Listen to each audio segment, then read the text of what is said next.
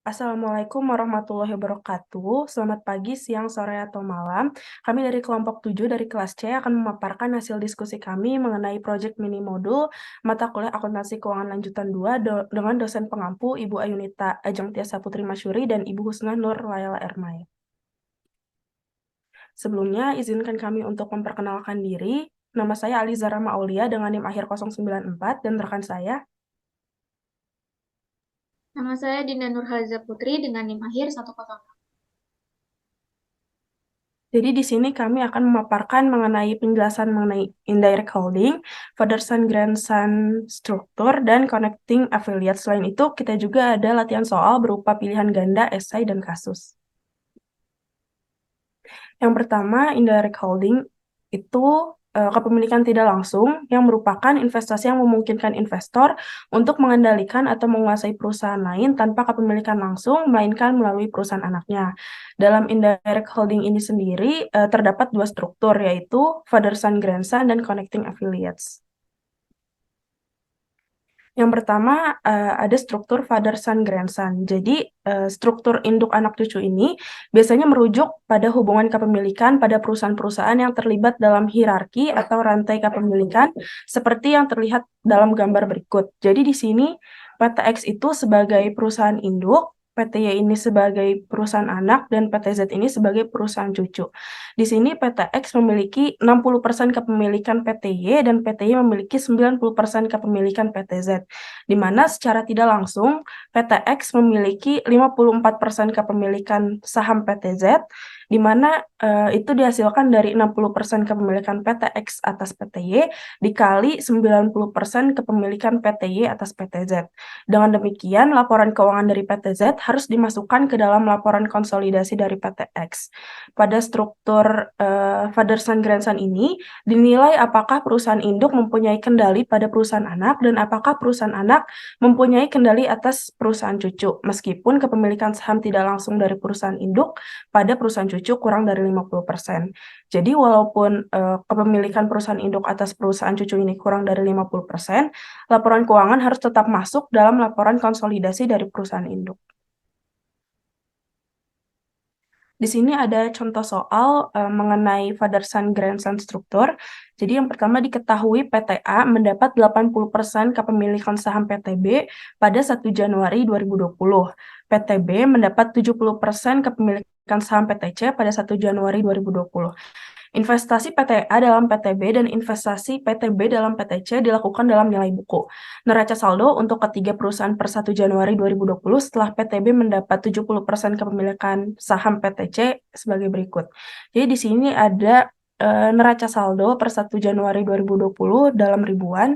Jadi yang pertama ada other asset itu untuk PT A $800.000, PT B 390, dan PT C 380.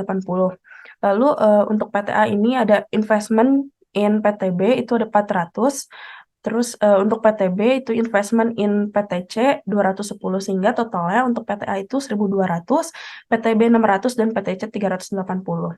Untuk liabilitas ini sendiri, PT A 200, PT B 100, PT C 80, capital stoknya PT A 800, PT B 400, PT C 200, dan return earning-nya PT A 200, PT B 100, dan PT C 100, sehingga balance itu untuk PT A 1.200, PT B 600, dan PT C 380.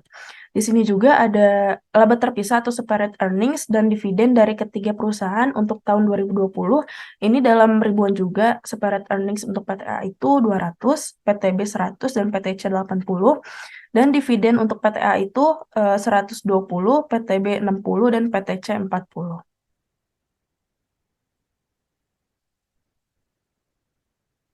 Lalu dalam akuntansi untuk laba investasi tahun 2020 atas dasar ekuitas, PT B menentukan laba investasinya dari PT C sebelum PT A menentukan laba investasinya dari PT B. PT B juga memperhitungkan investasinya dalam PT C pada tahun 2020 dengan ayat jurnal berikut. Jadi di sini PT B melakukan pembukuan untuk mencatat dividen yang diterima dari PT C, yaitu cash pada investment in PTC 28.000. Ini didapat dari 40.000 dividen PTC dikali dengan 70% kepemilikan PTB atas PTC. Lalu di sini juga PTB melakukan pencatatan untuk mencatat laba dari PTC, yaitu investment in PTC pada income from PTC sebesar 56.000. Di sini didapat dari 80.000 separate earnings dikali dengan 70% kepemilikannya. Terus laba bersih atau net income PTB untuk tahun 2020 adalah $156.000. Ini didapat dari separate earnings 100.000 ditambah laba dari PTC 56.000 dan saldo akun investasi dalam PTC per 31 Desember 2020 adalah 238.000, di mana ini saldo awalnya 210.000 ditambah $56.000 dikurangi dividen 28.000. Lalu ayat jurnal yang dibuat untuk PTA dalam memperhitungkan investasinya dalam PTB pada 2020 adalah sebagai berikut. Jadi di sini PTA melakukan pencatatan dividen yang diterima dari PTB itu cash pada investment in PTB itu sebesar 48.000. Ini dapat dari $60.000 dikali 80%. 60.000 ini merupakan dividen dari PTB. Lalu PTA juga melakukan pencatatan laba dari PTB, itu investment in PTB pada income from PTB sebesar 124.800.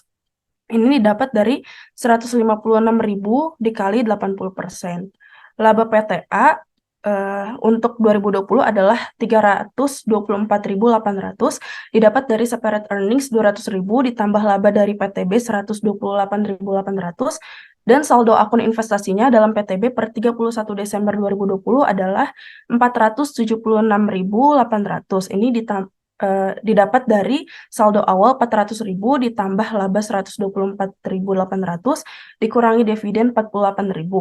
Laba bersih konsolidasi PTA dan perusahaan anak untuk tahun 2020 adalah $324.800, di mana jumlahnya sama dengan laba bersih PTA atas dasar ekuitas. Lalu di sini ada pendekatan perhitungan laba bersih konsolidasi, di mana laba PTA dan laba bersih konsolidasi dapat ditentukan secara independen dengan metode alternatif. Perhitungan yang sesuai dengan definisi laba bersih konsolidasi adalah sebagai berikut. Jadi yang pertama itu PTA separate earnings itu tadi 200.000 ditambah dengan PTA share of PTB separate earnings itu 100.000 dikali 80%, 80.000, dan ditambah PTA share of PTC separate earnings itu 80.000 dikali 80% dikali 70% itu 44.800, sehingga PTA net income and controlling share of consolidated net income itu didapat 324.800. Lalu di sini juga kita akan menghitung laba bersih perusahaan induk dan laba bersih konsolidasi menurut laba rugi konsolidasi dengan mengurangkan pendapatan hak minoritas dari laba terpisah gabungan. Di sini combined separate earnings itu PTA tadi 200.000, PTB 100.000, dan PTC 80.000, sehingga totalnya 380.000. Lalu dikurangin dengan non-controlling interest share, di sini dikurangi dengan direct non-controlling interest in PTC income, itu 80.000 dikali 30%, 24.000. Indirect non-controlling interest in PTC income itu 80.000 dikali 70% dikali 20% itu 11.200, dan dikurang dengan direct non-controlling interest in PTB income 100.000 dikali 20%, 20.000, sehingga total pengurangnya 55.200, jadi 380.000 dikurang 55.200, sehingga didapat PTA net income and controlling share of net income-nya itu sama 324.800. Pendekatan perhitungan lainnya ini bisa juga menggunakan schedule seperti berikut ini, di mana di sini yang pertama ada separate earnings tadi, PTA 200.000, PTB 100.000, dan PTC 80.000. Lalu alokasi PTC income atas PTB itu untuk PTB ditambah 56.000, PTC berarti dikurang 56.000, ini dapat dari 80.000 dikali 70%. Lalu ada juga alokasi PTB income atas PTA itu PTA jadi ditambah 124.800 karena mendapatkan income dari PTB, sehingga PTB itu dikurang 124.800. Ini didapat dari 156.000 dikali 80%. Sehingga controlling share of net income-nya itu sama dengan jumlah yang tadi, 324.800, dan non-controlling interest share itu untuk PTB 31.200 dan PTC 24.000. Selanjutnya, ada kertas kerja konsolidasi metode ekuitas. Kertas kerja ini memperlihatkan bahwa tidak ada prosedur konsolidasi baru yang diperkenalkan. Ayat jurnal kertas kerja konsolidasi A dan B mengeliminasi saldo laba investasi, dividen, dan investasi secara ekuitas untuk investasi PTA dalam PTB. Dan di sini ada ayat jurnal E mencatat hak minoritas dalam laba dan dividen PTC dan PTB.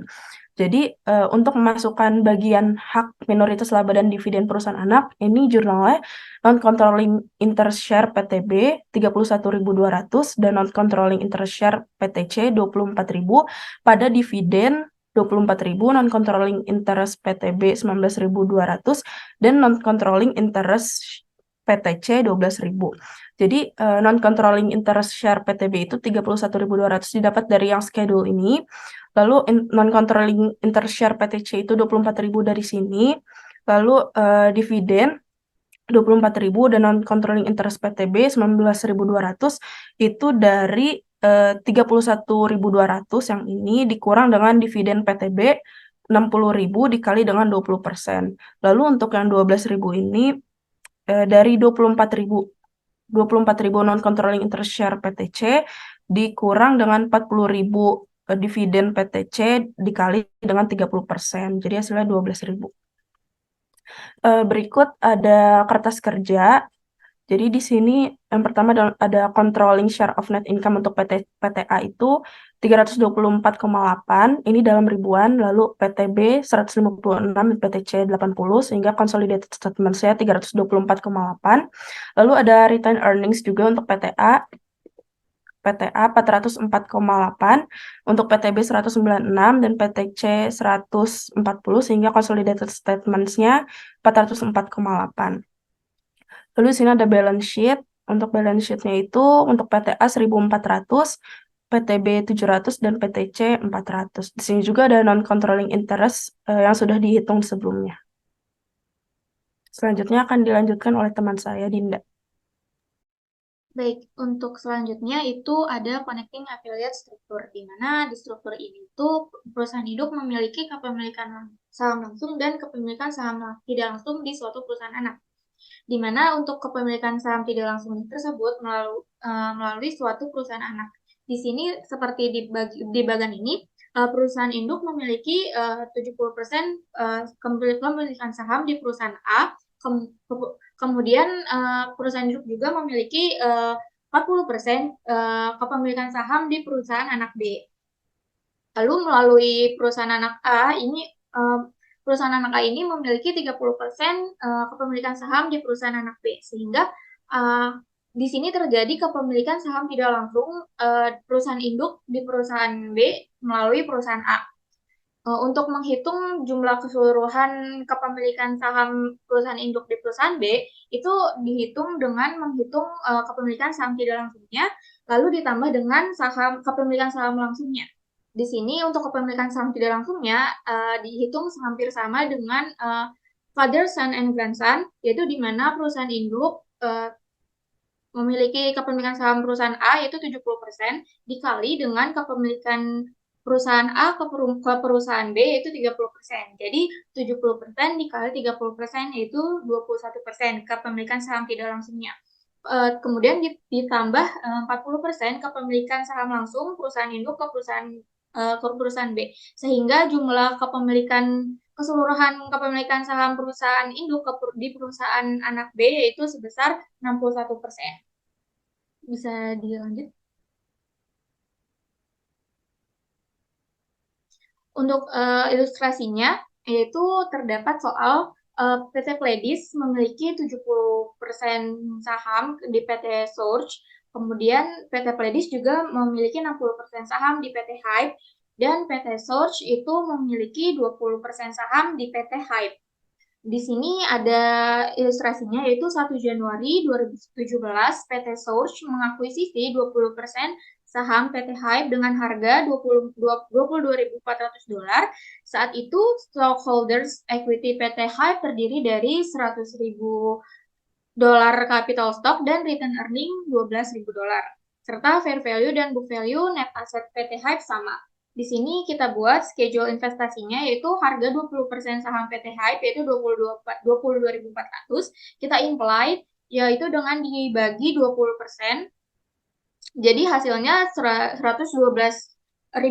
Kemudian untuk dikurangi dengan equity dari PT Hype. Di sini 100.000 ditambah 12.000, jadi 112.000. Di sini tidak ada excess, makanya goodwill-nya 0. Selanjutnya, kemudian untuk ilustrasi yang lanjutannya, yaitu pada 1 Januari 2020, PT Pledis mengakuisisi 60% saham PT Hype dengan harga $97.200. Saat itu, stockholders equity PT Hype terdiri dari $100.000 capital stock dan return earning $50.000. Selisih cost dan fair value dialokasikan ke goodwill. Di sini kita buat sama seperti tadi, schedule investasinya, yaitu harga perolehannya sebesar 97.200, kita imply yaitu dengan dibagi 60% kepemilikan saham, hasilnya itu $162.000 dikurangi dengan equity dari PT Hype yaitu 100.000 ditambah 50.000 saat itu. Berarti 162.000 dikurang 150.000, goodwill-nya itu tersisa 12.000. Untuk selanjutnya, yaitu pada 1 Januari 2021, Pledis Entertainment juga mengakuisisi 70% saham PT Source dengan harga $176.400. Saat itu, stockholders equity PT Source terdiri dari 200.000 capital stock dan return earning 40.000. Selisih cost dengan fair value dialokasikan ke goodwill. Di sini harga perolehannya itu kan 176.400.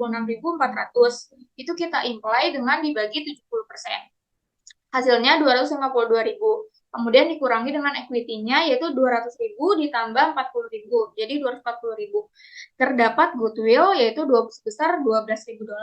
Di sini kita juga dapat lihat kita diberikan saldo investasi 31 Desember 2021. Untuk investasi PT Pledis di PT Source itu dari harga perolehan awal yaitu 176.400, terdapat kenaikan investasi yaitu sebesar $7.000, sehingga saldo akhir investasi pada 31 Desember 2021 yaitu sebesar 183.400. Untuk investasi PT Pledis di PT Hype itu dari harga perolehan 97.200 terdapat kenaikan investasi yaitu 18.000 sehingga saldo akhir investasinya itu sebesar $115.200.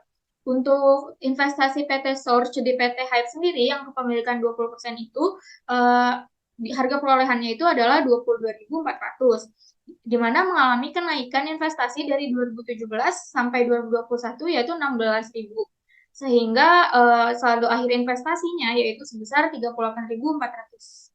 Lanjut. Nah, selama tahun 2022, PT Pledis, PT Source, dan PT Hype melaporkan laba, dividen, dan unrealized profit-nya, yaitu PT Pledis memiliki laba terpisah yaitu 70.000, PT Source yaitu 35.000, PT Hype $20.000. Untuk dividennya, PT Pledis $40.000, PT Source yaitu $20.000, PT Hype yaitu $10.000. Untuk unrealized profit-nya sendiri, PT Pledis itu memiliki unrealized profit $10.000 dan PT Source $5.000. Kemudian di sini terdapat schedule alokasi laba, di mana untuk laba terpisah PT Pledis 70.000 itu harus dikurangi dengan unrealized profit untuk mencari realized earning-nya, yaitu menjadi 60.000.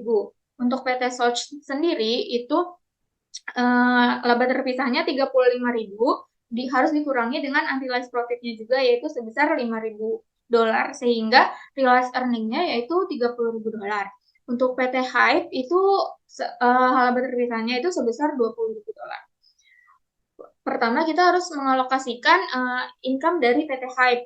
Di sini PT Source memiliki kepemilikan saham 20%, sehingga income dari PT Hype yaitu dikali dengan 20%. Jadinya 20.000 dikali 20%, sama dengan 4.000.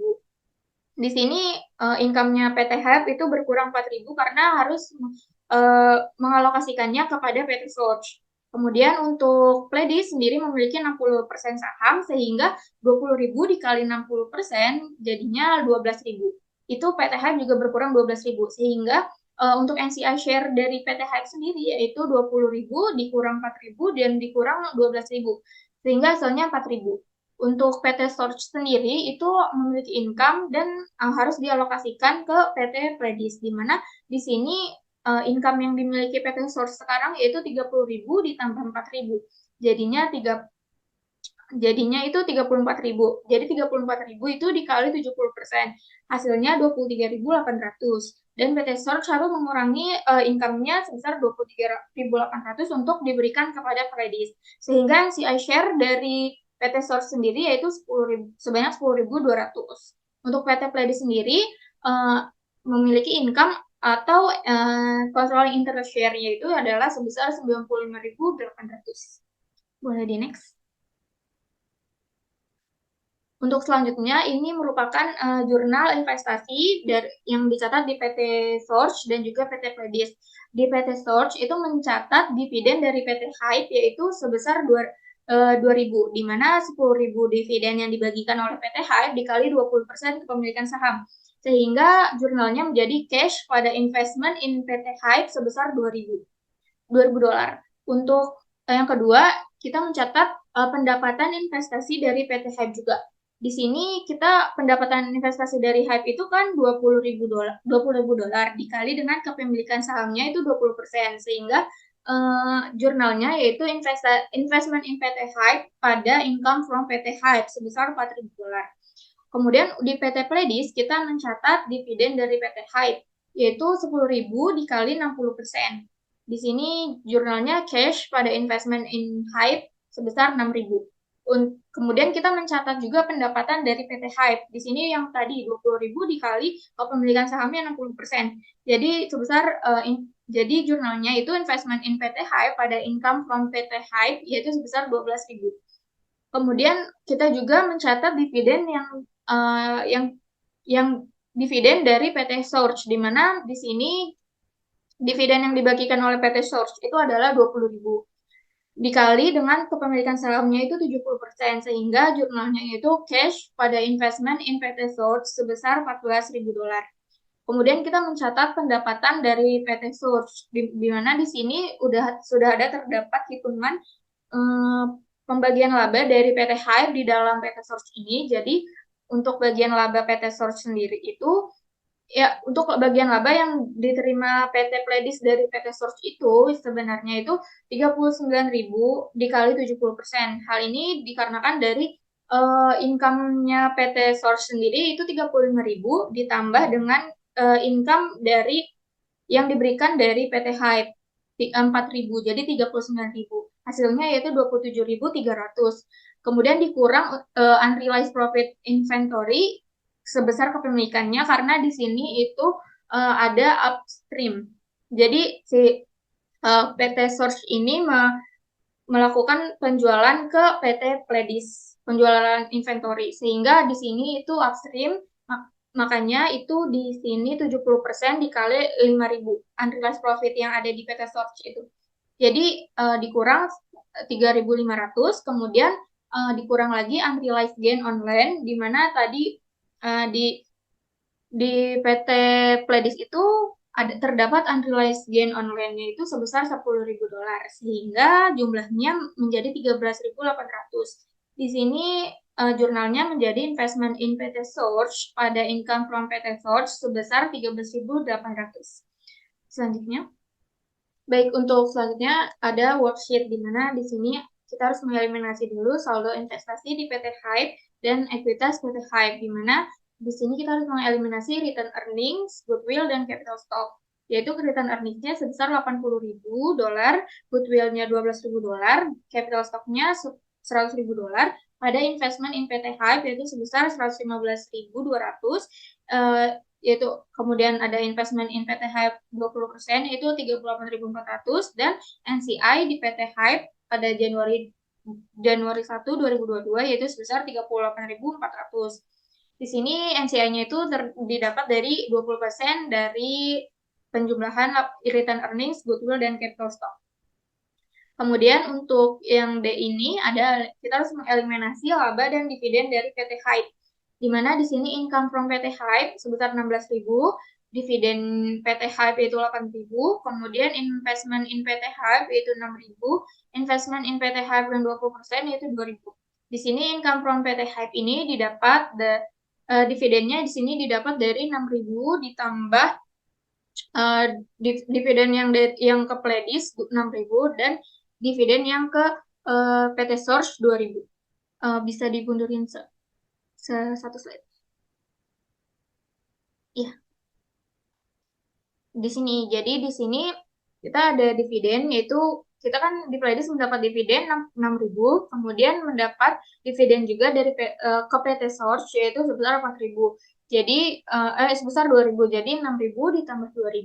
Itu untuk dividennya. Kemudian untuk income-nya itu didapat dari income from PT Hype yang di Pledis 12.000 ditambah dengan income yang di PT Source yaitu sebesar 4.000. Jadi 16.000. Dan untuk bisa selanjutnya. Dan untuk investment in PT Hype-nya itu yaitu sebesar 6.000. 6.000 ini karena 12.000, income-nya kan tadi 12.000. Jadi itu nambah investasi 12.000, dan untuk nambah investasi 12.000 dan untuk dividen itu kan mengurangi investasi 6.000. Jadi investment in PT Hype itu sisanya jadi 6.000. Untuk investment in PT Hype 20% ini ada di PT Source, di mana di sini PT Source mendapat income sebesar 4.000, makanya investmentnya itu kan naik. Jadinya jadi untuk dividennya itu kan menurunkan investment kan. Jadi dia mendapat investment 4.000, tapi dia harus mengurangi investment 2.000. Jadi sisanya 4.000 dikurang 2.000, jadi investment in PT Hype itu sebesar 2.000 harus dihapuskan. Kemudian ada adjustment bagian laba dan dividen PT Hype untuk NCI. Di sini NCI expense PT Hype itu didapat dari schedule alokasi laba yang sudah kita buat tadi. Jadi itu sebesar 4.000, kemudian dividen PT Hype-nya sendiri yaitu sebesar 2.000 itu dari 10.000 dikali 20%. Kemudian NCI PT Hype itu didapat dari 4.000 dikurang 2.000. Kemudian kita juga harus mengeliminasi saldo investasi di PT Source dan ekuitas PT Source. Yaitu seperti tadi untuk mengeliminasi saldo investasi PT Hype, di sini return earnings PT Source pada 1 Januari dia harus dieliminasi, goodwill, capital stock harus dieliminasi dengan 80.000 ditambah 80.000 return earnings, goodwill sebesar 12.000, capital stock sebesar 100.000. Pada investment in PT Source yaitu 183.400 dan NCI PT Hype Januari 1, 2022 yaitu sebesar 78.600. Ini didapat dari 30% dari 80.000 ditambah 12.000 ditambah 100.000. Di sini ada selanjutnya. Untuk selanjutnya, kita harus mengeliminasi laba dan dividen dari PT Source, di mana income from PT Source ini yaitu 13.800, investment in PT Source itu 2.000, dan dividen PT Source itu 14.000. Ini didapat dari, bisa balik mundur 2 slide. Didapat dari ini, dividennya itu kan 14.000. Kemudian dia mendapat mendapat income 13.800. Untuk investmentnya sendiri yaitu kita pendapatan investmentnya itu lebih besar, pengeluaran investmentnya itu lebih besar dibanding dengan pendapatan investmentnya, sehingga 14.000 dikurang 13.800 yaitu 200 di debit. Di kredit. Jadi kan keluar kredit. Jadinya makanya kalau mau dihapus investmentnya sebesar $200 itu harus didebitkan. Sehingga jurnalnya itu income from PT Source, investment in PT Source pada dividen PT Source. Untuk yang F yaitu di sini untuk yang F yaitu adjustment bagian laba dan dividen PT Source untuk NCI. Ini sama seperti yang PT Hype tadi. Di sini kita NCI expense untuk PT Source yaitu sebesar 10.200 itu dari schedule alokasi laba yang tadi sebelumnya. Kemudian pada dividen PT Source yaitu sebesar 6.000. Di sini dari 20.000 dikali 30%. Kemudian untuk NCI PT Source-nya itu 4.200. Yang selanjutnya kita harus mengeliminasi penjualan intercompany inventory, yaitu sales pada cost of sales sebesar $15.000. Kemudian yang kita harus mengeliminasi juga unrealized intercompany profit pada inventory, yaitu cost of sales pada inventory sebesar $5.000. Kemudian yang I yaitu eliminasi unrealized intercompany gain online yaitu gain online pada land sebesar $10.000. Di sini ini kan ada huruf-huruf ini itu sudah dimasukin ke work paper di sini. Jadi kita bisa lihat ada huruf-huruf di sini itu sudah dimasukkan jurnal eliminasi di dalam work paper ini. Selanjutnya akan dijelaskan oleh rekan saya. Selanjutnya di sini ada soal pilihan ganda. Jadi yang nomor 1, apa perbedaan utama antara direct holding dan indirect holding dalam strukturnya? Jawabannya itu perbedaan utama antara direct holding dan indirect holding itu terdapat pada jawaban C, yaitu direct holding dapat diukur secara langsung, sedangkan indirect holding tidak dapat diukur secara langsung, di mana direct holding ini melibatkan kepemilikan saham secara langsung, sementara indirect holding melibatkan kepemilikan melalui entitas perantaranya. Nomor 2, bagaimana bentuk diagram dari Father-Son-Grandson struktur pada indirect holding? Jawabannya itu diagram Father-Son-Grandson struktur itu ditunjukkan pada gambar A, di mana struktur induk anak cucu ini biasanya merujuk pada hubungan kepemilikan pada perusahaan-perusahaan yang terlibat dalam hierarki atau rantai kepemilikan seperti yang terlihat dalam gambar A, di mana di sini yang pertama ada perusahaan induk, lalu perusahaan anak, dan perusahaan cucu. Dengan demikian, perusahaan induk memiliki kepemilikan di perusahaan anak, dan perusahaan anak memiliki kepemilikan di perusahaan cucu. Sehingga secara tidak langsung, perusahaan induk memiliki kepemilikan di perusahaan cucu. Sedangkan untuk gambar B, di sini merupakan bentuk diagram dari connecting affiliates pada indirect holding, dan gambar C merupakan parent mutually owned. Lalu gambar D merupakan subsidiary dari direct holding, dan gambar E merupakan connecting affiliates dari mutually owned. Lalu selanjutnya, berapa kepemilikan per corporation terhadap Toy Corporation pada Father-Son-Grandson struktur berikut?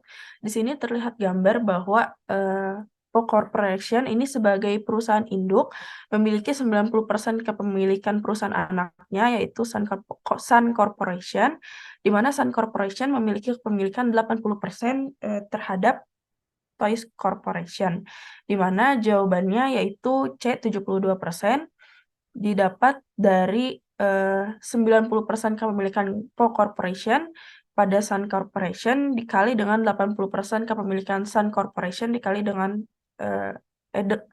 kepemilikan Sun Corporation pada Toy Corporation. Selanjutnya, di sini ditanya bagaimana jurnal dari laba anak perusahaan yang diakui induk perusahaan pada metode ekuitas. Jawabannya yaitu investasi saham pada anak perusahaan pada laba anak perusahaan, di mana jurnal dari terlihat seperti bagian contoh untuk yang Father-Son Grandson tadi yang sudah saya jelaskan. Di ilustrasi tersebut, di sini perusahaan induknya kan tadi PTA dan perusahaan anaknya PTB. Maka untuk mencatat labanya itu investment di PTB pada income dari PTB. Lalu, apa peran dividen dalam hubungan indirect holding antara perusahaan induk, anak, dan cucu? Peran dividen dalam indirect holding untuk perusahaan induk, anak, dan cucu ditunjukkan pada jawaban A, yaitu menurunkan laba yang diakui perusahaan induk. Selanjutnya akan dilanjutkan oleh teman saya. Baik, untuk soal selanjutnya itu di sini terdapat ilustrasi berupa berikut merupakan struktur afiliasi PT Pentagon dan anak perusahaannya, di mana PT Pentagon di sini memiliki 60% kepemilikan saham di PT Seventeen dan juga 70% kepemilikan saham di PT Neo. Di PT Seventeen memiliki, adapun PT Seventeen memiliki 20% kepemilikan saham di PT Neo. Selama tahun 2022, laba terpisah dari masing-masing perusahaan adalah sebagai berikut. PT Pentagon itu sebesar 200 juta, kemudian PT Seventeen yaitu sebesar 80 juta, kemudian PT Neo sebesar 60 juta. Soalnya yaitu berapakah jumlah income atau laba keseluruhan yang didapatkan oleh Pentagon dari kepemilikannya pada anak perusahaannya. Di sini kita buat schedule laba, alokasi laba di sini seperti yang sebelum-sebelumnya sudah dijelaskan. Di sini kita membuat separate earnings-nya yaitu PT Pentagon sebesar 200 juta, PT Seventeen sebesar 80 juta, dan PT Neo sebesar 60 juta. Untuk kita harus kita mengalokasikan terlebih dahulu separate earnings dari PT Neo yaitu 20% ke Seventeen yaitu 60 juta dikali 20% sebesar 12 juta, kemudian 70% kepada PT Pentagon, di mana 60% dikali 70%, 60 juta dikali 70% itu sebesar 42 juta.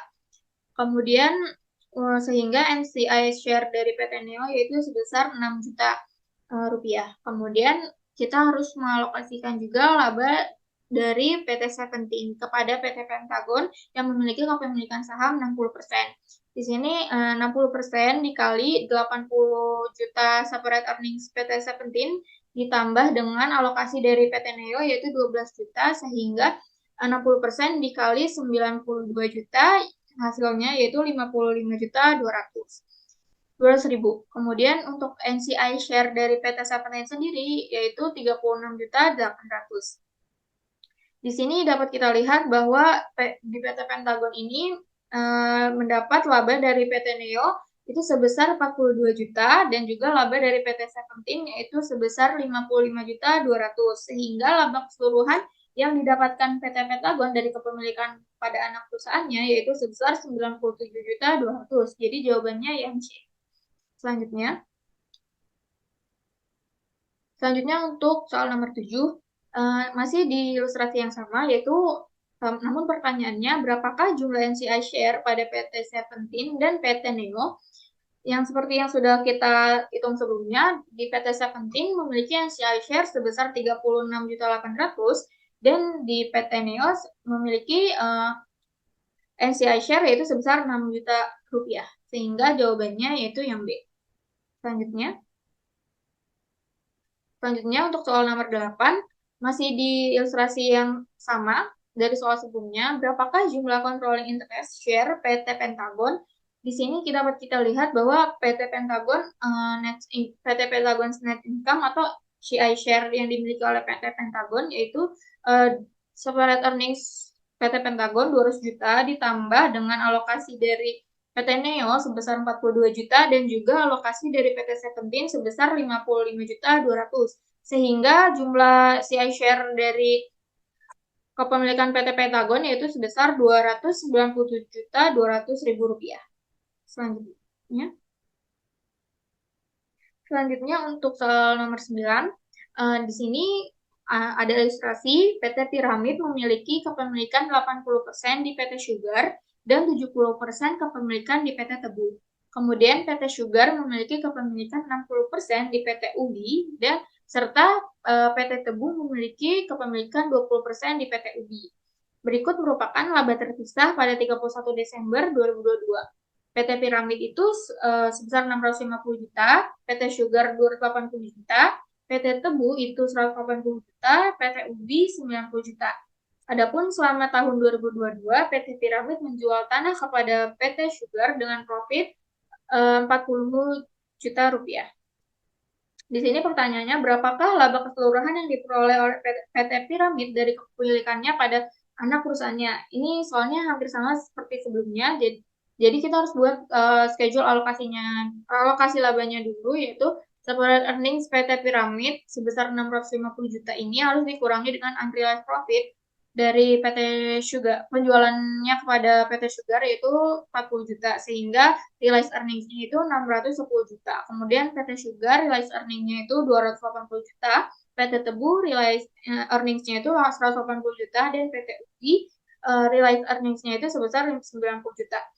Pertama itu kita harus mengalokasikan realized earnings dari PT UBI, yaitu 20% kepada PT Tebu dan 60% kepada PT Sugar. Di sini 20% dikali 90 juta, jadi PT UBI harus mengalokasikan 18 juta kepada PT Tebu. Kemudian 60% dikali 90 juta sama dengan 54 juta, sehingga PT UBI harus mengalokasikan 54 juta kepada PT Sugar. Di sini NCI share dari PT UBI sendiri yaitu 18 juta rupiah. Kemudian kita harus mengalokasikan juga income dari PT Tebu kepada PT Piramid, yaitu sebesar 70%. 70% ini dikali dengan 180 juta dari realized earnings dari PT Tebu dan ditambah dengan alokasi dari income PT UBI, yaitu jadi 198 juta. Lalu 70% dikali 198 juta sama dengan 138 juta 600 ribu rupiah yang harus dialokasikan PT Tebu kepada PT Piramid. Sehingga share yang dimiliki oleh PT Tebu yaitu sebesar 59 juta 400 ribu rupiah. Kemudian untuk income PT Sugar-nya itu kita juga harus mengalokasikannya kepada PT Piramid, karena PT Piramid memiliki kepemilikan saham 80%. Sehingga perhitungannya yaitu 80% dikali 280 juta dari realized earnings PT Sugar sendiri, kemudian ditambah dengan alokasi dari PT UBI sebesar 54 juta. Sehingga perkalian tersebut dihasilkan sebesar 267 juta 200. Di sini kita bisa dapat yaitu share dari PT Piramid yaitu sebesar 1 miliar 15 juta 800 ribu rupiah. Untuk laba keseluruhan yang diperoleh oleh PT Piramid dari kepemilikan pada anak perusahaannya yaitu 138 juta 600 ditambah dengan 267 juta 200. Hasilnya yaitu 405 juta 800 ribu rupiah, yaitu yang D. Selanjutnya untuk soal 10, itu soalnya ilustrasinya masih sama seperti soal sebelumnya. Di sini soalnya berapakah NCI share PT Sugar, PT Tebu, dan PT UBI. Di sini dapat kita lihat seperti perhitungan yang sebelumnya sudah kita hitung, yaitu PT Sugar memiliki NCI share 66 juta 800, PT Tebu yaitu 59 juta 400, dan PT UBI memiliki NCI share 18 juta rupiah, sehingga jawabannya yaitu yang A. Selanjutnya akan diteruskan dengan rekan saya. Di sini ada soal esai. Jadi pertanyaannya, perusahaan induk memiliki 70% hak kepemilikan terhadap perusahaan anak A dan perusahaan anak A memiliki 60% saham perusahaan anak B. Lalu pertanyaannya, apakah kepemilikan perusahaan induk dalam perusahaan anak B lebih dari 50%? Dan haruskah perusahaan anak B dimasukkan dalam laporan konsolidasi? Jadi gambarannya itu seperti ini, perusahaan induk memiliki 70% kepemilikan perusahaan anak A, dan perusahaan anak A memiliki 60% kepemilikan anak B. Lalu secara tidak langsung si perusahaan induk ini memiliki 42% kepemilikan anak B. Oleh karena itu, kepemilikan perusahaan induk di perusahaan anak B kurang dari 50%, yaitu karena 42%. Seperti yang telah dijelaskan sebelumnya, pada struktur ini dinilai apakah perusahaan induk mempunyai kendali pada perusahaan anak A dan apakah perusahaan anak A mempunyai kendali atas perusahaan anak B atau perusahaan cucu. Meskipun kepemilikan saham tidak langsung meskipun kepemilikan saham tidak langsung perusahaan induk pada perusahaan cucu kurang dari 50%. Merujuk pada web Mercari Journal tahun 2023, disebutkan bahwa apabila kepemilikan saham perusahaan induk kurang dari 50%, maka perusahaan induk tersebut berhak untuk menyusun laporan konsolidasi dengan syarat bahwa perusahaan induk tersebut memiliki kendala yang penuh terhadap anak perusahaannya.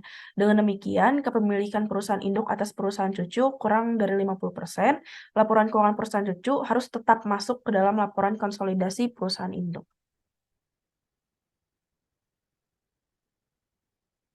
Selanjutnya, kan indirect holding atau kepemilikan tidak langsung ini dibagi menjadi dua, yaitu father son grandson struktur dan connecting affiliate struktur.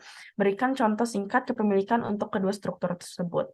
Yang pertama, dalam struktur father son grandson, induk secara tidak langsung memiliki hak atas laba bersih cucu, yang dihitung berdasarkan persentase kepemilikan minoritas anak terhadap cucu dan laba bersih cucu. Sebagai contoh yang sudah dijelaskan sebelum-sebelumnya, apabila jika A sebagai perusahaan induk memiliki 80% saham B sebagai perusahaan anak dan perusahaan B memiliki 70% saham C sebagai perusahaan cucu. Maka secara tidak langsung A memiliki 56% saham C. Oleh karena itu, laporan keuangan C harus dimasukkan ke dalam laporan konsolidasi A. Dalam struktur ini yang diperhatikan adalah apakah A memiliki kendali atas B dan B memiliki kendali atas C meskipun kepemilikan A dan B secara tidak langsung kurang dari 50%. Selanjutnya untuk contoh struktur connecting affiliate sendiri, di sini misal A memiliki 80% saham B dan 20% saham C. B memiliki 40% saham C. Secara tidak langsung, A memiliki 32% saham C. Ini didapat dari 80% dikali 40%. Sehingga total kepemilikannya A pada C menjadi 54%. Dalam struktur ini, total kepemilikan A terhadap C harus di atas 50% dan A harus memiliki kendali atas B agar laporan konsolidasi tetap dapat dilakukan. Selanjutnya akan dilanjutkan oleh teman saya. Baik, untuk soal esai yang nomor 3 yaitu terdapat soal PT Pasifik memiliki 55% kepemilikan di PT Samudra dan 65% kepemilikan di PT Hindia. Adapun PT Hindia memiliki kepemilikan saham 40% di PT Samudra. Selama 2022, laba terpisah dari ketiga perusahaan tersebut adalah sebagai berikut. PT Pasifik yaitu sebesar 1 miliar 60 juta, kemudian PT Hindia sebesar 850 juta, dan PT Samudra sebesar 600 juta rupiah. Adapun dari laba terpisah tersebut terdapat 225 juta unrealized profit dari penjualan tanah yang dilakukan oleh PT Pasifik ke PT Hindia. Buatlah schedule alokasi laba untuk tahun 2022. Di sini seperti yang sebelumnya, untuk kita buat schedule alokasi laba. Di sini ada separate earnings dari PT Pasifik yaitu sebesar 1 miliar 60 juta harus dikurangi dengan unrealized profit, yaitu karena di sini terdapat transaksi downstream yaitu dari PT Pasifik kepada PT Hindia. Itu sebesar 225 juta sehingga realized earnings yang PT Pasifik yaitu sebesar 835 juta. Untuk PT Hindia realized earnings-nya itu 850 juta dan PT Samudra realized earnings-nya itu 600 juta. Pertama, seperti yang sebelumnya, kita harus mengalokasikan realized earnings dari PT Samudra sebesar 600 juta yaitu kepada PT Hindia sebesar 40%. Jadi 600 juta dikali 40% yaitu sebesar 240 juta. PT Samudra harus mengalokasikan 240 juta ke PT Hindia. Kemudian untuk PT Pasifik sebesar 55%, jadi 600 juta dikali 55%, hasilnya itu 330 juta. Jadi PT Samudra harus mengalokasikan juga kepada PT Pasifik sebesar 330 juta. Sehingga NCI share PT Samudra yaitu sebesar 30 juta rupiah. Kemudian kita juga mengalokasikan income dari PT Hindia kepada PT Pasifik yaitu sebesar 65% kepemilikannya, sehingga 65% ini dikali dengan realized earnings PT Hindia yaitu sebesar 850 juta ditambah dengan alokasi dari PT Samudra sebesar 240 juta dan menghasilkan sehingga hasil yang harus dialokasikan PT Hindia ke PT Pasifik yaitu sebesar 708 juta 500 ribu rupiah. Di sini dapat kita lihat bahwa NCI share PT Hindia yaitu 850 juta ditambah 240 juta dikurangi dengan alokasi ke PT Pasifik sebesar 708 juta 500 sehingga NCI share PT Hindia yaitu sebesar 381 juta 500 ribu rupiah. Kemudian untuk PT Pasifik sendiri memiliki net income atau controlling interest share sebesar 1.873.500.000 rupiah. Selanjutnya untuk study case di sini ada ilustrasi study case yang diminta untuk membuat hitunglah alokasi nilai investasi PT Palapa dan PT Sunda. Kemudian buatlah schedule alokasi laba untuk tahun 2022. Kemudian buatlah jurnal investasi yang dicatat oleh PT Palapa dan PT Sunda. Yang keempat itu hitunglah saldo investasi bagi PT Palapa per 31 Desember 2022. Kemudian yang kelima, buatlah jurnal eliminasi dan penyesuaian kertas kerja. Yang keenam, selesaikanlah kertas kerja yang terdapat di soal. Untuk ilustrasi study case-nya ini akan dijelaskan di saat penyelesaian kasus. Selanjutnya di sini terdapat kertas kerja yang harus kita isi, harus kita lengkapi. Di sini ada income from S di PT Palapa, kemudian income from T di PT Palapa dan juga PT Sunda. Kemudian kita harus mengisi net income-nya juga, net income PT Palapa dan PT Sunda. Kemudian kita juga harus mengisi return earnings pada PT Palapa dan PT Sunda. Kemudian untuk statement of financial position-nya kita juga harus mengisi di bagian cash, yaitu cash di PT Palapa dan cash di PT Sunda. Kemudian investment in S sebesar 80% di PT Palapa, kemudian investment in T sebesar 50% di PT Palapa juga, kemudian investment in T sebesar 40% di PT Sunda. Kemudian kita juga harus mengisi return earnings akhir tahun, yaitu PT Palapa dan PT Sunda. Kemudian kita harus mengisi juga tabel liabilities dan equities pada PT Palapa dan PT Sunda. Dan kita juga harus mengisi jurnal-jurnal adjustment and eliminasinya dan konsolidasinya. Selanjutnya untuk yang tadi ilustrasi di awal tadi itu terdapat pada 2 Januari 2022 PT Palapa memperoleh 80% kepemilikan pada PT Sunda dengan harga perolehan sebesar 480 juta. Saat ini modal saham dan laba ditahan PT Sunda yaitu sebesar 400 juta dan 160 juta. Adapun selisih antara harga perolehan dan book value dialokasikan pada equipment yang memiliki masa manfaat 4 tahun. Equipment ini berlaku sejak 2 Januari 2022. Kita harus membuat schedule investasinya, yaitu investasi PT Palapa di PT Sunda. Investasi yang dikeluarkan yaitu 480 juta, kemudian kita implied dengan mengalihkannya dengan membaginya dengan 80%, sehingga mendapatkan hasil 600 juta. Kemudian ya, kita bisa mendapatkan net aset yang diperoleh yaitu sebesar modal saham dan laba ditahan PT Sunda, sehingga jumlahnya 560 juta. Terdapat excess di sini sebesar 40 juta yang akan dialokasikan kepada equipment dan diamortisasi depresiasi sebanyak 4 tahun, sehingga amortisasi setiap tahunnya itu sebesar 10 juta. Kemudian dilanjutkan, kemudian PT Palapa juga memperoleh 50% kepemilikan pada PT Taruna pada tanggal 3 Januari 2022 dengan harga perolehan sebesar 75 juta. Pada tanggal tersebut, modal saham dan laba ditahan PT Taruna yaitu 100 juta dan 50 juta. Adapun selisih antara harga perolehan dan book value dialokasikan ke goodwill dan tidak diamortisasi. Ya, untuk yang investasi PT Palapa di PT Taruna ini, investasi yang dikeluarkannya itu kan 75 juta. Itu dibagi dengan, untuk mencari implied-nya itu dibagi dengan 50% kepemilikan saham, sehingga implied value-nya itu sebesar 150 juta. Di sini kita dapat tahu net assets yang diperoleh yaitu sebesar 100 juta ditambah 50 juta. Sehingga di sini kita lihat bahwa tidak terdapat ekses pada investasi PT Palapa di PT Taruna. Selanjutnya, Selanjutnya masih lanjutan ilustrasi. Adapun pada tanggal 4 Januari 2022, PT Sunda memperoleh 40% kepemilikan pada PT Taruna dengan harga perolehan sebesar 60 juta ribu rupiah.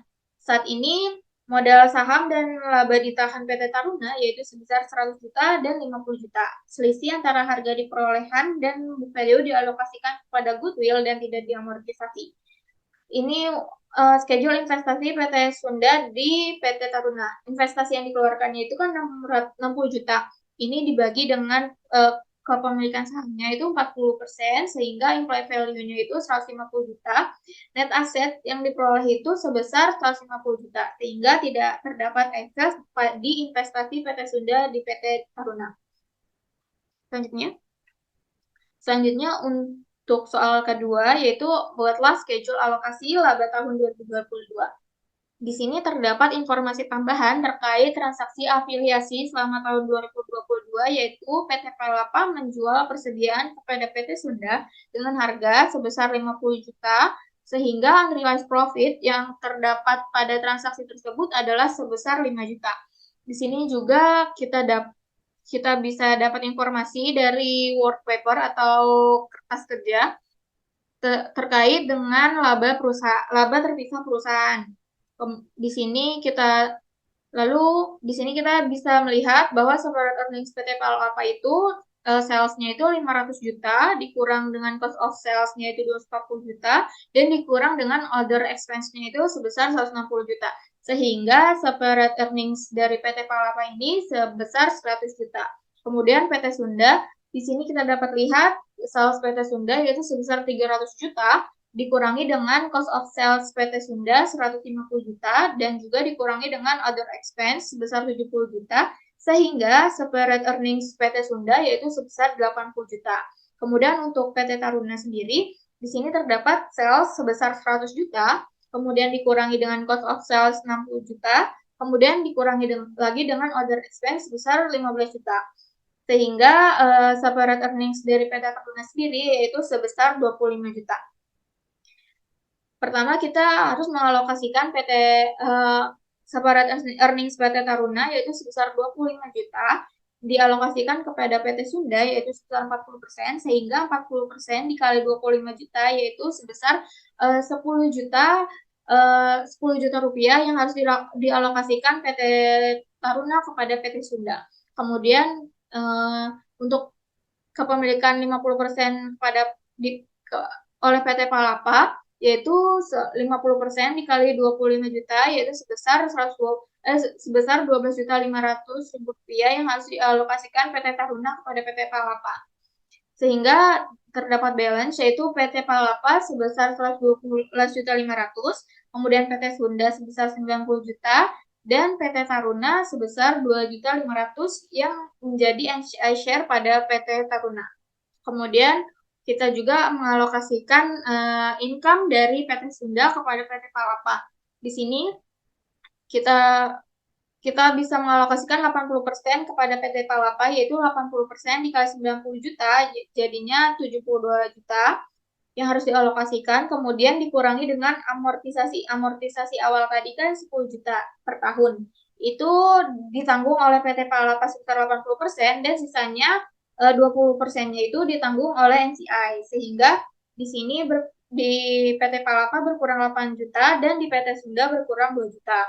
Kemudian dikurangi lagi untuk PT Palapa dikurangi lagi oleh unrealized profit yaitu downstream. Di sini karena PT Palapa menjual kepada PT Sunda, jadi induk menjual kepada anak, sehingga income-nya itu harus diakui unrealized profit-nya itu harus diakui sebanyak 100%, sehingga dikurangi dengan 5 juta. Balance income from PT Sunda yaitu sebesar 59 juta. Di sini jadi PT Pacific Net Income NCI share-nya itu sebesar 171.500.000. Dan untuk NCI share PT Sundanya itu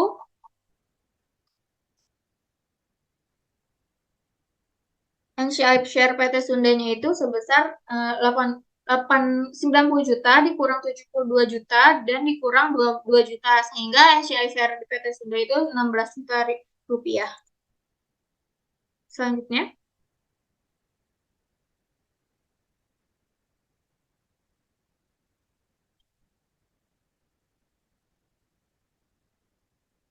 untuk soal nomor 3, di sini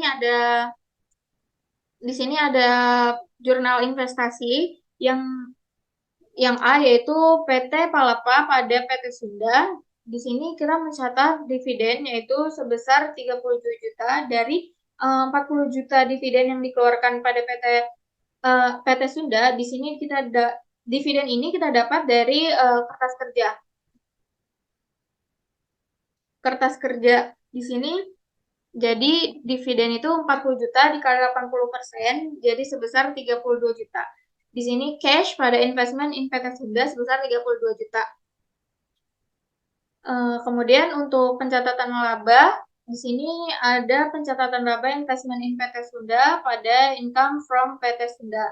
Di sini sebesar 22 juta, yaitu didapat dari 80% dikali 80 juta separate earnings ditambah 10 juta dari lokasi income dari PT Taruna.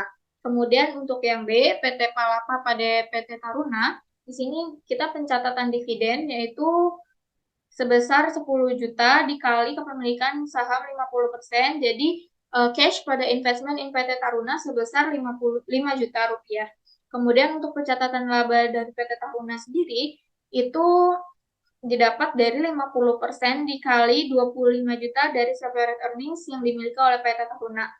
Jurnalnya investment in PT Taruna pada income from PT Taruna sebesar 12.500.000 rupiah.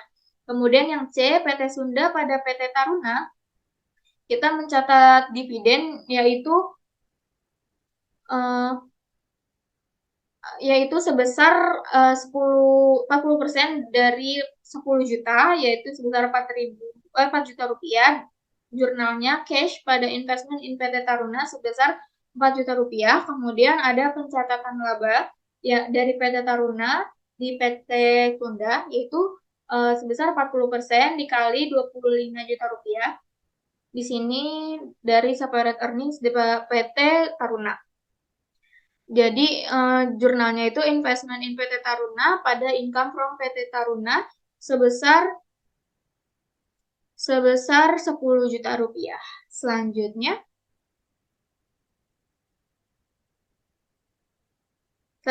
akan dijelaskan oleh rekan saya. Selanjutnya di sini menghitung saldo investasi PT Palapa dan PT Sunda 31 Desember 2022. Di sini yang pertama PT Palapa pada PT Sunda itu investment in PT Sunda sebesar 480 juta dikurang dengan dividen 32 juta dan ditambah laba investasi sebesar 59 juta sehingga saldo akhirnya adalah 507 juta. Lalu selanjutnya ada PT Palapa pada PT Taruna, di mana di sini ada investment in PT Taruna sebesar 75 juta, dikurang dengan dividennya sebesar 5 juta, dan ditambah laba investasinya sebesar 12.500.000. Sehingga saldo akhir PT Palapa pada PT Taruna sebesar 82.500.000. Lalu yang terakhir ada saldo investasi dari PT Sunda pada PT Taruna, yaitu yang pertama investment in PT Taruna sebesar 60 juta, dikurang dengan dividen sebesar 4 juta, dan tambah laba investasi sebesar 10 juta, sehingga saldo akhir investasi dari PT Sunda pada PT Taruna sebesar 66 juta. Di sini ada kertas kerja, di mana di sebelah kiri ini ada jurnal eliminasi yang disesuaikan pada kertas kerja tersebut. Yang pertama, di sini kita mengeliminasi capital stock, itu yang capital stock 100 juta dan return earnings 50 juta pada investment in PT Taruna oleh PT Palapa sebesar 75 juta, investment in PT Taruna oleh PT Sunda sebesar 60 juta, sehingga NCI PT Taruna 15 juta. Lalu selanjutnya yang B, investment from PT Taruna oleh PT Palapa itu sebesar 12.500.000 dan income from PT Taruna oleh PT Sunda itu sebesar 10 juta pada dividen PT Palapa 5 juta, dividen PT Sunda 4 juta, investment in PT Taruna oleh PT Palapa 7.500.000, dan investment in PT Taruna oleh PT Sunda sebesar 6 juta. Lalu yang C, di sini NCI expense oleh PT Taruna 2.500.000 pada dividen NCI PT Taruna sebesar 1 juta dan NCI PT Taruna 1.500.000. Lalu yang selanjutnya yang D, di sini ada capital stock sebesar 400 juta, return earnings 160 juta, dan excess 40 juta pada investment in PT Sunda oleh PT Palapa itu 480 juta sehingga NCI PT Sunda itu 120 juta. Lalu yang E, income from PT Sunda oleh PT Palapa itu 59 juta, pada dividen PT Palapa 32 juta, dan investment in PT Palapa itu 27 juta. Lalu yang F, di sini ada NCI expense PT Sunda sebesar 16 juta, pada dividen NCI PT Sunda itu sebesar 8 juta, dan NCI PT Sunda itu 8 juta. Lalu yang G itu equipment pada excess sebesar 40 juta, yang H depreciation expense pada equipment itu 10 juta, sales pada cost of sales itu 50 juta, dan cost of sales pada inventory 5 juta. Nah, di kertas kerja ini yang diberi warna kuning ini telah dihitung pada langkah sebelumnya, dan jurnal eliminasi yang dari A sampai J ini disesuaikan di kertas kerja tersebut. Sekian pemaparan dari kelompok kami, kurang lebihnya mohon maaf. Wassalamualaikum warahmatullahi wabarakatuh.